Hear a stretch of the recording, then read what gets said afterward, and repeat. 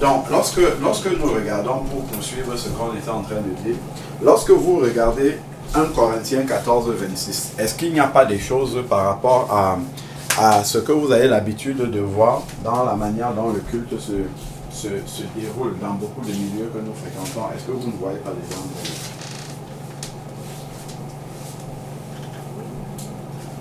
Quel problème tu peux voir dans ce verset-là par rapport à ce que tu as l'habitude de voir? Ici, il y en a qui parlent une langue, qu'il n'y en ait que 2 ou 3, tout au plus, et l'un après l'autre. Et qui, donc l'un après l'autre, nous on parle tous ensemble à la fois, le nombre de personnes qui se trouvent dans l'assemblée, c'est tous à la fois qu'on parle, alors qu'on demande de le faire l'un après l'autre. 2 ou 3 devraient le faire dans l'assemblée, et ensuite, et qu'il y en ait un qui interprète. Et quand il n'y a pas d'interprétation. Tu vois, ça c'est un exemple qui montre que quand ça se passe comme ça, en fait, nous sommes dans un culte égoïste. Hein? Nous sommes dans un culte qui n'est pas conforme à la volonté du Seigneur. Pourquoi? Parce que le Seigneur, ce qu'il veut, lorsque ses enfants se rassemblent, c'est que chacun puisse recevoir une portion. Tu vois? C'est que chacun puisse recevoir une portion. Donc déjà, si nous tous nous commençons à prier, même en français, sans parler de prier en langue, si nous commençons à prier tous ensemble, pendant que tu pries, je n'ai pas le temps ni l'attention disposée pour écouter ce que tu dis, pour écouter ce que la sœur dit, parce que je suis en train de dire aussi des choses, et donc personne ne s'écoute, et personne n'est édifié par personne. Or, ce n'est pas le but du rassemblement. Le but du rassemblement, c'est que Dieu a déposé quelque chose qu'elle doit apporter, Dieu a déposé en toi, que tu dois apporter, Dieu a déposé en l'autre. Donc, quand je prie et que vous vous taisez, c'est pour recevoir ce que Dieu a déposé chez vous. Donc, j'élève la prière. Non seulement c'est pour nous tous, vers le Seigneur, mais en même temps, c'est pour que ça vous édifie. Donc, lorsque vous allez écouter ce que j'ai dit, vous pourrez dire Amen et vous serez édifiés par ce que j'ai dit.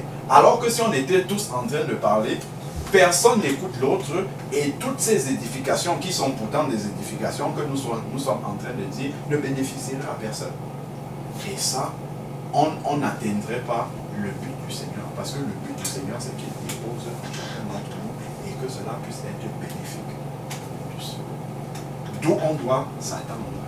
Même quand on est en train de prier, il y a des milieux où on arrive, tout le monde prie en même temps. C'est pas normal, c'est pas biblique. Tout le monde prie en même temps. Ça, ce n'est pas biblique du tout. Parce que ce n'est pas pour l'édification de l'ensemble. Quand toi tu commences à... D'ailleurs, il va le dire après. Regardons le verset... Bon, on saute de 28, on va revenir sur le 28. Il dit pour les prophètes que 2 ou 3 parlent et que les autres jugent.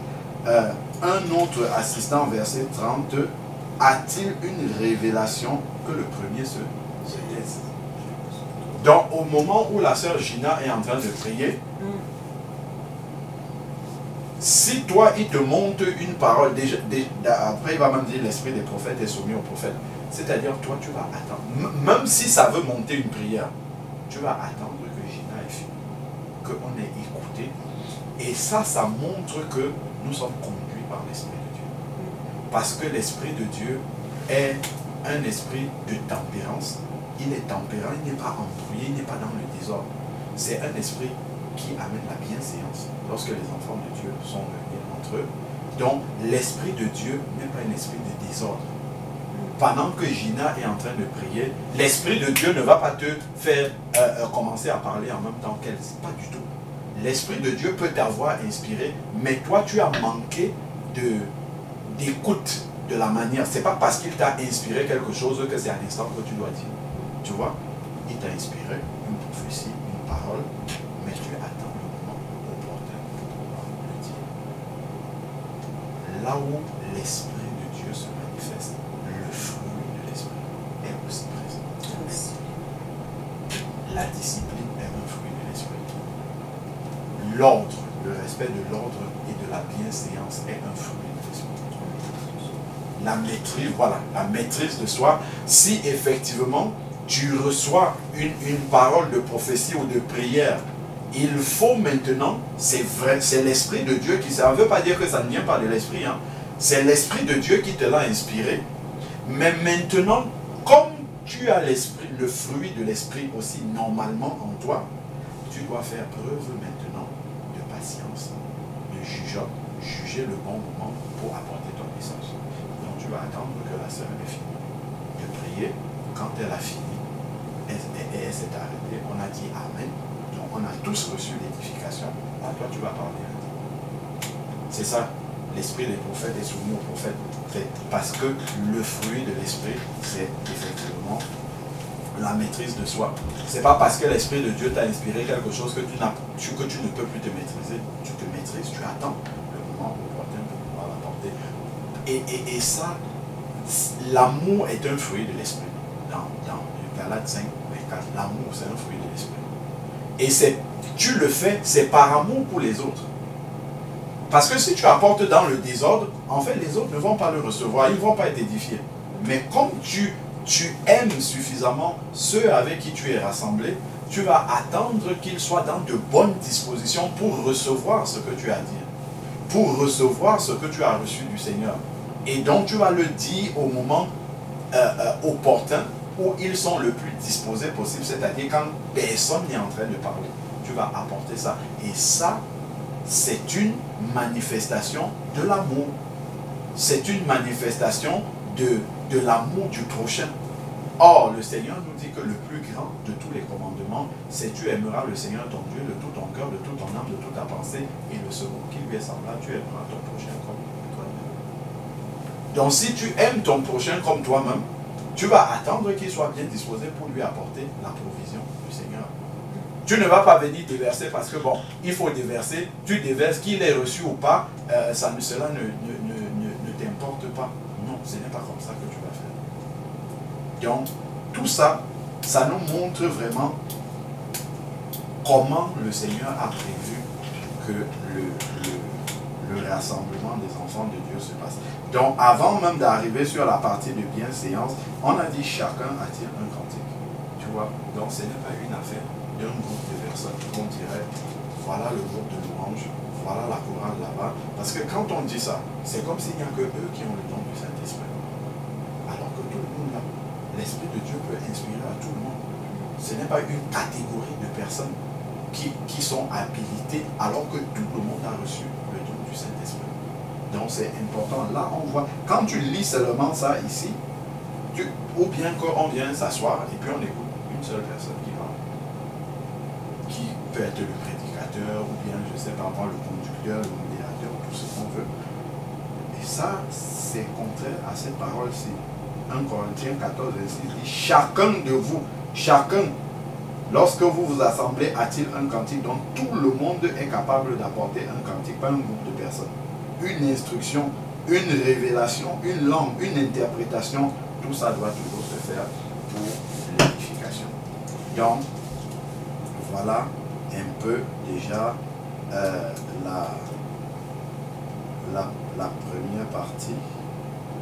Donc après, il a parlé des prophéties, il a parlé des interprètes. D'ailleurs, comme tu disais tout à l'heure là, il dit que 2 ou 3 au plus, nous sommes au verset 27, ceux qui parlent en langue. Si l'un parle en langue, tout au plus 2 ou 3 et chacun à son tour. Pourquoi chacun à son tour? Parce que ça doit toujours être pour l'édification. Si tout le monde a parlé en même temps, on ne sait pas qui a dit quoi, qu'est-ce que ça signifie, et c'est le désordre. Au final, on va sortir, celui qui a parlé, lui, il est content d'avoir parlé, mais ça n'a édifié personne. Ça n'a rien apporté à personne. Donc, en fait, il n'est pas dans une disposition d'amour pour les autres. Donc, alors que le Seigneur dit 2 ou 3, et maintenant, il faut qu'il y ait un interprète. Parce que si tout le monde parle, chacun parle, on ne sait pas ce que Dieu a dit, mais à la fin, ça n'aide personne du tout. Or, ce que le Seigneur dit ici, il faut qu'il y ait un interprète. Absolument. Si c'est à haute voix, il faut qu'il y ait un interprète ici. Après ce qu'il est en train de dire, il dit s'il n'y a pas d'interprète. Donc, le parler en langue peut te brûler, ça monte, et toi tu penses que ça s'adresse à tout le monde, tu commences à parler à haute voix, mais si tu te rends compte, si tu ne reçois pas l'interprétation, où tu te rends compte qu'il n'y a personne qui interprète, il faut que tu baisses le ton.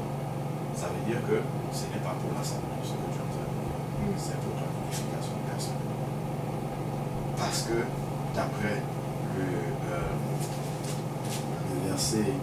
le verset 3, non, le verset 4, celui qui parle en langue, 1 Corinthiens 14, 3, celui qui parle en langue s'édifie lui-même, c'est-à-dire qu'il se charge comme un baptême.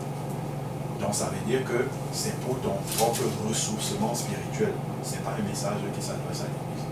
Donc il faut que tu baisses le ton, parce que là en fait tu vas apporter le désordre dans l'église.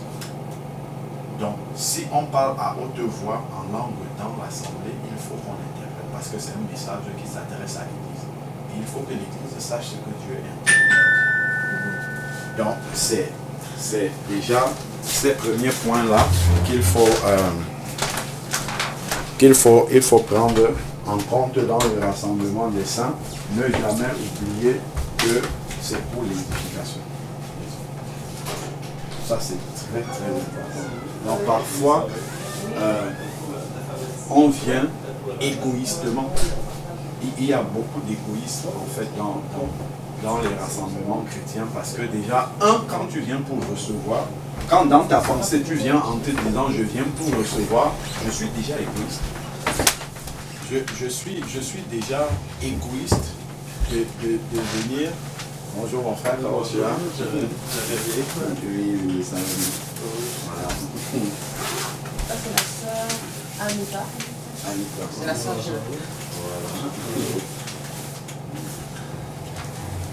Donc, il faut déjà venir dans un but de donner. Merci. Ça, tu as la nouvelle Bible. La Bible aussi. Ah oui, oui. Oh, j'ai pas vu la leçon.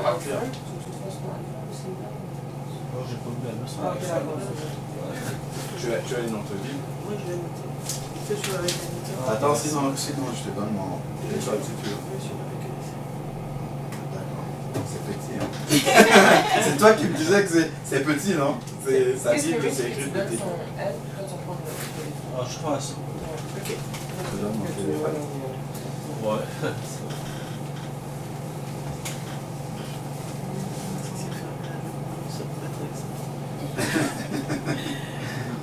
Alors, ça va, ça a été le week-end? Ouais, ça a été, toi. Oui, Le mariage. Oui, le mariage s'est très bien passé par la grâce de Dieu. Ouais, Ça a été. Seigneur. Donc, on était en train de lire 1 Corinthiens, chapitre 14. On était au verset 26. Voilà, c'est ça. 1 Corinthiens 14, 26. Donc, si on peut, s'il y a quelque chose d'important de retenir dans le rassemblement des enfants de Dieu, c'est toujours de réaliser que lorsque je vais dans une réunion chrétienne, je ne vais pas en premier lieu avec l'intention de recevoir, je vais avec l'intention de donner. Je vais avec l'amour pour les autres, pour mon prochain. Et quand je suis dans cette disposition-là, le Seigneur va me donner toujours pour que j'en ai suffisamment pour donner aux autres. Mais si je suis dans une attitude d'un receveur, ah ben, le Seigneur, parce que le Seigneur, lui, veut bénir son Église. Il veut que j'apporte aux autres. Il veut que je donne aux autres. C'est pour ça qu'il va m'alimenter, pour que je puisse alimenter les autres. Mais si le Seigneur, ce qu'il me donne, je garde pour moi, ben le Seigneur, il ne va plus me donner, parce que ça n'arrive par la destination. La destination, c'est pour tout le monde. Donc avant que vous ne veniez, j'étais en train de dire, parce que 1 Corinthiens 14, chapitre 26, 1 Corinthiens chapitre 14, verset 26, nous dit comment le rassemblement des enfants de Dieu doit se passer. Et nous dit que chacun doit pouvoir apporter quelque chose. L'un a-t-il un cantique, l'autre une révélation, une interprétation. Donc c'est chacun, c'est une affaire de chacun. Et lorsque on se réunit, j'expliquais aux autres, c'est juste pour faire un résumé. En fait, c'est que Dieu veut nourrir son peuple. Lorsqu'on est rassemblé comme ça, Dieu veut nourrir son peuple.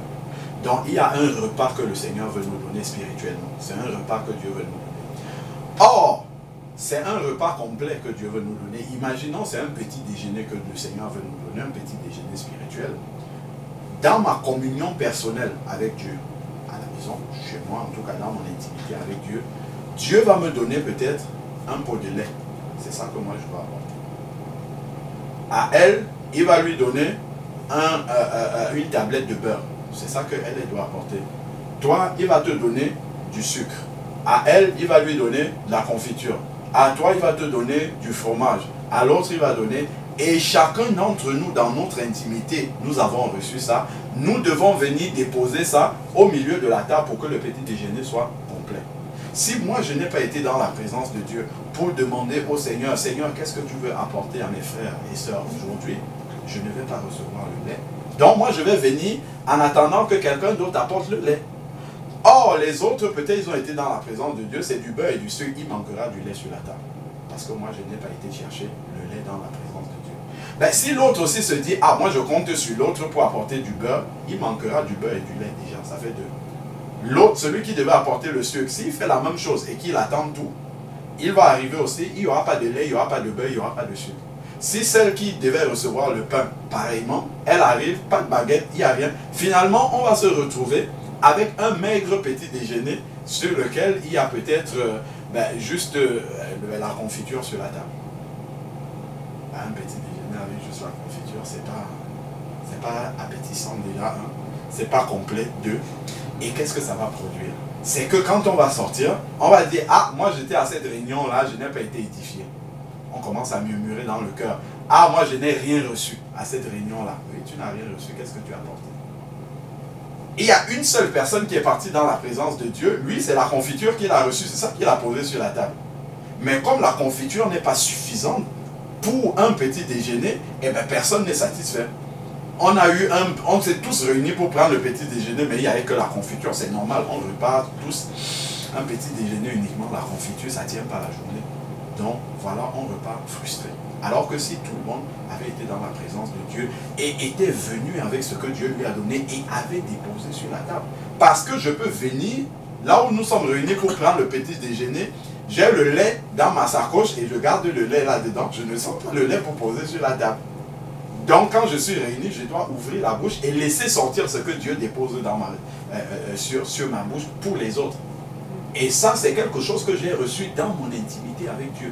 D'où la nécessité de développer son intimité avec le Seigneur. C'est d'abord pour nous soutenir spirituellement, mais c'est aussi pour les frères et sœurs avec lesquels je suis. Parce que Dieu ne donne pas tout à une personne.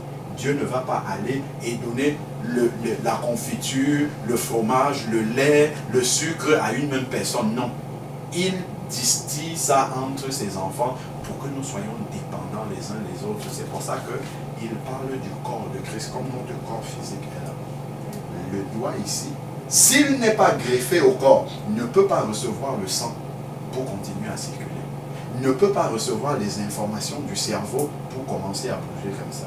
Il faut qu'il soit connecté au corps. Donc il est dépendant des nerfs déjà qui passent par là pour transmettre l'information au cerveau.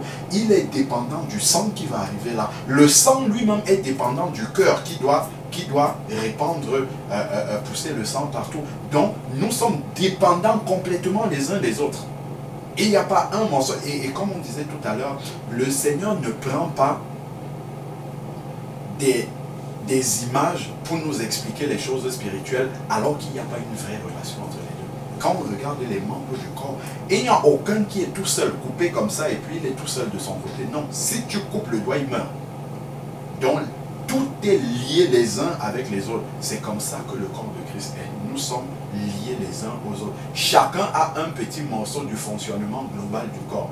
Un petit morceau chacun. Et chacun doit jouer ce rôle-là.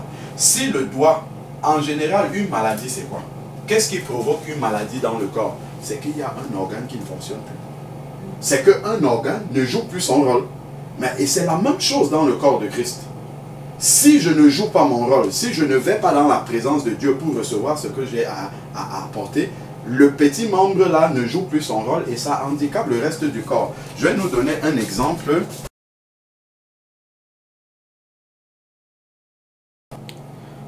Ma belle-sœur était partie pour jeter une poubelle. Et elle est arrivée dans la poubelle, elle jette le plastique, elle n'a pas fait attention. Il y avait une boîte de conserve qu'on avait jetée dans la poubelle qu'elle n'avait pas vue. Et en enlevant comme ça a tranché son doigt. Ça a tranché complètement son doigt, elle a été opérée. C'est le dernier petit doigt. Dernier petit. Quand on regarde sur tous les 10 doigts et par rapport à la proportion du corps, la grandeur du corps par rapport à la taille de celui-ci, on pense que lui, il n'a pas une grande fonction. Mais, à cause de son petit doigt là qui n'était plus fonctionnel, elle ne pouvait pas prendre sa douche. C'est son mari qui devait l'aider. Elle ne pouvait plus s'habiller toute seule. C'est son mari qui devait l'habiller. Regardons tout le temps qu'elle devait perdre maintenant et la dépendance qu'elle avait vis-à-vis de son mari pour se prendre sa douche, pour s'habiller, pour faire les tâches ménagères, et elle était handicapée, alors que ce n'est que ce petit doigt-là qu'elle pouvait négliger au quotidien et se dire, bah, lui c'est même à quoi il est là, pourquoi, mais juste parce que ce petit doigt-ci était handicapé et ne faisait plus son travail, tout le reste du corps était ralenti, était handicapé, infirme à cause du petit là. Ça nous montre vraiment comment nous sommes dépendants dans le corps de Christ. Si un seul membre ne fait pas ce que Dieu attend de lui, le reste du corps est paralysé. Et ça, souvent, c'est une responsabilité que nous avons, dont nous n'avons pas conscience. Nous pensons que c'est le pasteur qui doit tout faire. Nous pensons que c'est tel frère qui doit tout faire, telle sœur qui doit tout faire. Non. Nous sommes tous responsables entièrement de l'œuvre du Seigneur. C'est pour ça qu'il nous dit ici, 1 Corinthiens 14, verset, chacun a-t-il un cantique. Donc chacun de nous est responsable de ce que nous devons apporter dans le rassemblement des saints pour que tout le travail que le Seigneur veut faire, que cela ne soit pas handicapé parce qu'un membre n'a pas joué son rôle. Donc nous devons prendre conscience de ça et chacun travailler sa communion personnelle avec Dieu pour jouer pleinement son rôle dans le corps de Christ par amour pour les autres afin que tout le monde puisse recevoir ce qui lui est nécessaire, ce que Dieu a prévu et que le corps de Christ ne soit pas handicapé. Alors ça c'est important déjà de réaliser que c'est comme cela que le Seigneur enseigne la manière dont le rassemblement des enfants de Dieu doit se passer et la responsabilité que chaque enfant de Dieu a. Et ça, déjà, on peut comprendre que pour que ça soit comme ça, c'est pas pour rien que Jésus n'avait que 12 disciples. Pour que ça puisse marcher comme ça, il faut que nous soyons un petit nombre.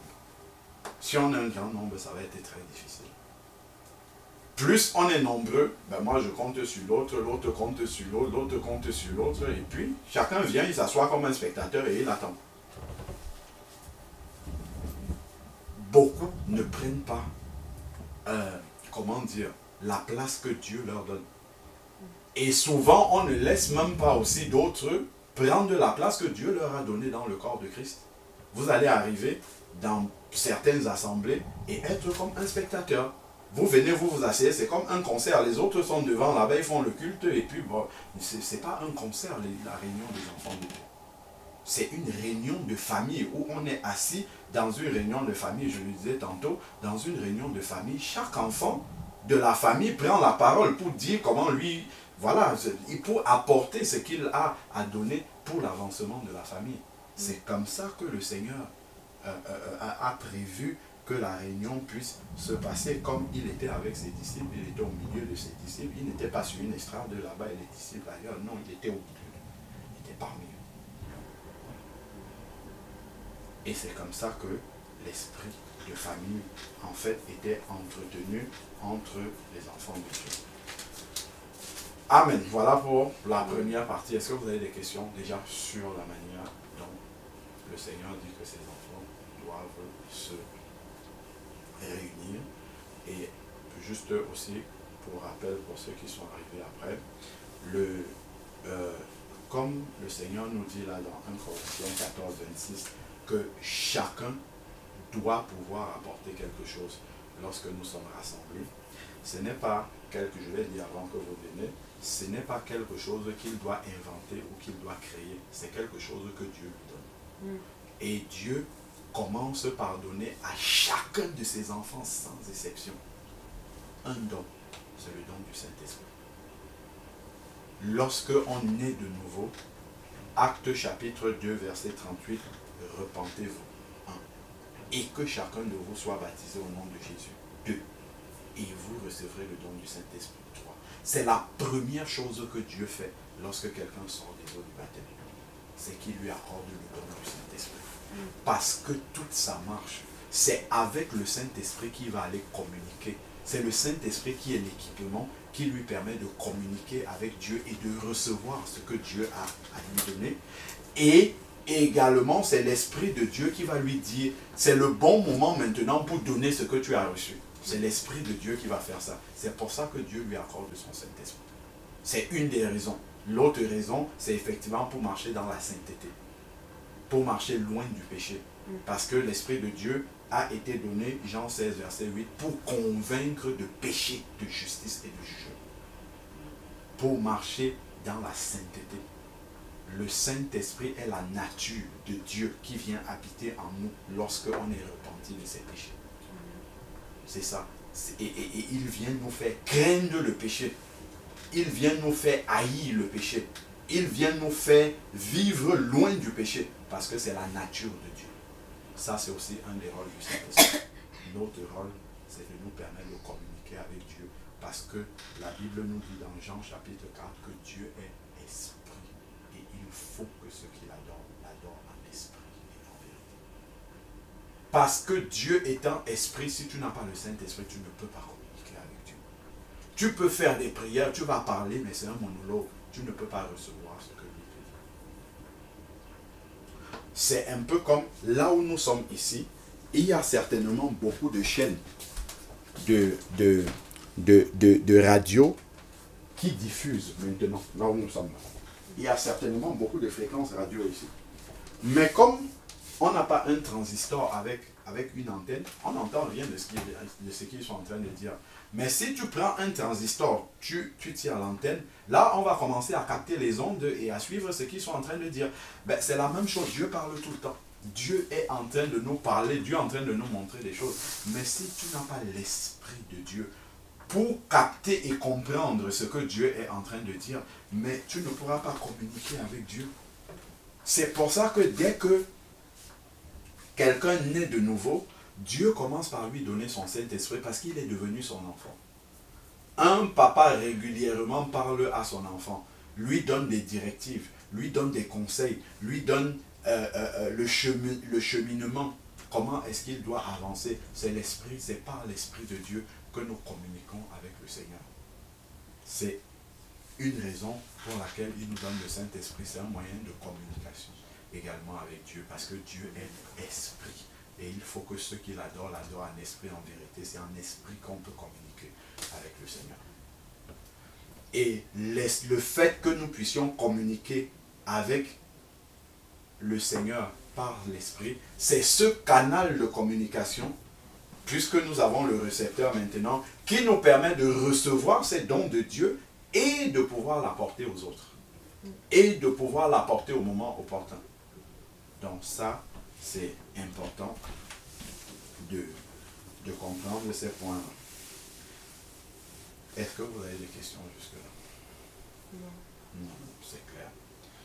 Ça rejoint beaucoup les talents. Quand tu disais qu'on avait des talents, qu'on devait les donner, qu'on devait rendre compte à la fin. Oui. Ouais, c'est ça.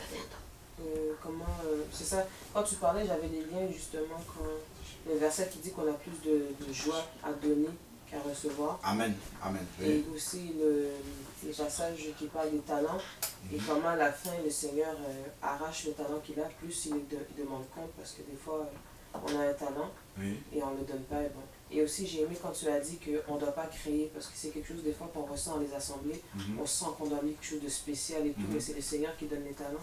Et c'est vraiment une bonne parenthèse parce que des fois il y a beaucoup de chrétiens qui sont quelque part qui qu'il voit tout le monde se sent excité, là, il doit inventer quelque chose de... Non, quand c'est le Seigneur qui donne dans l'intimité, ça vient tout seul. Amen. Sinon, la gloire nous revient à nous. Tout à fait. Amen.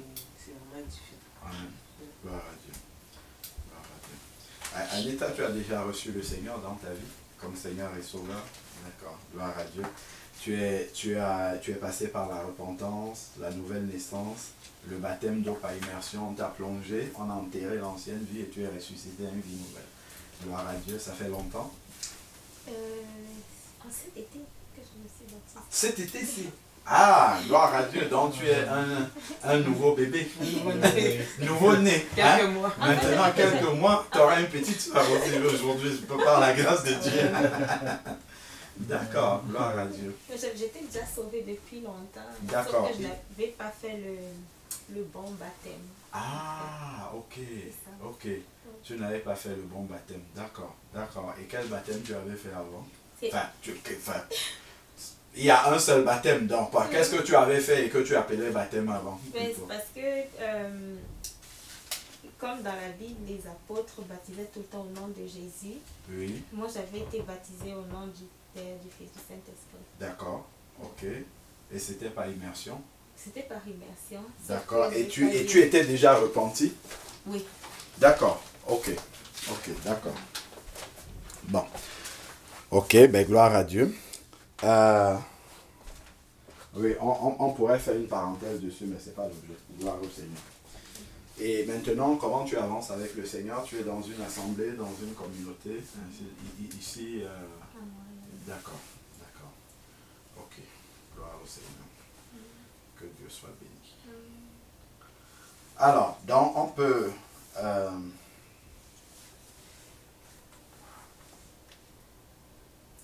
regarder la signification du baptême, tout ça, tu le sais? Oui, tu m'avais expliqué. On avait, d'accord, d'accord. Donc on peut revenir sur le partage sur le repas de famille. Oui. D'accord. Gloire à Dieu. Mais ça, le baptême, comme tu l'as dit,